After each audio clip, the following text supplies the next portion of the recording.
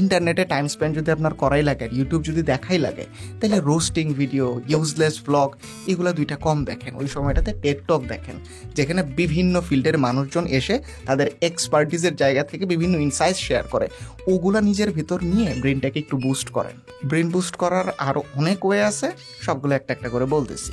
ইউটিউবে science content দেখার জন্য এই চ্যানেলগুলো ফলো করতে পারেন, হাইলি রেকমেন্ডেড। মাইন্ড ব্লো না হলে সেই দায় আমার। সায়েন্স পডকাস্টের জন্য স্টার্টক দেখেন, অ্যান্ড্রিউ হিউবারম্যান দেখেন, বিভিন্ন ফিল্ডে এক্সপার্ট এবং প্রফেশনালসদের ইন্টারভিউর জন্য বিগ থিঙ্ক, আর ডিসকাশন পড়ার জন্য কোরাতে যান। ওপেন সোর্স জার্নাল আছে, টুইটার রিসার্চ পেপার পড়েন, আর্টিকেল পড়েন, বিভিন্ন ইউনিভার্সিটির রিসার্চ ইনস্টিটিউটগুলোর ওয়েবসাইটে যান। সায়েন্স নিউজ পড়তে চাইলে এই ওয়েবসাইটগুলোতে যান। ফ্রি কোর্সেস নিতে চাইলে খান একাডেমিতে যান। তারপর স্পেস ডিসকভারিজ, ক্লাইমেট চেঞ্জ সম্পর্কে জানতে নাসার ওয়েবসাইটে যান। হেলথ রিলেটেড জিনিসপত্রের জন্য বিশ্ব স্বাস্থ্য সংস্থার ওয়েবসাইটে যান। সেলিব্রিটিদের লাইফ আপডেট নিয়ে পড়ে না থেকে ব্রেনটাকে একটু বুস্টিং করেন।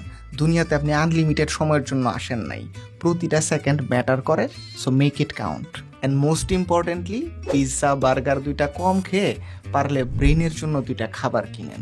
আমার অবশ্য সায়েন্সের প্রতি ঝোঁকটা একটু বেশি, আপনার যে সায়েন্সই পড়া লাগবে এমন কোনো কথা নাই।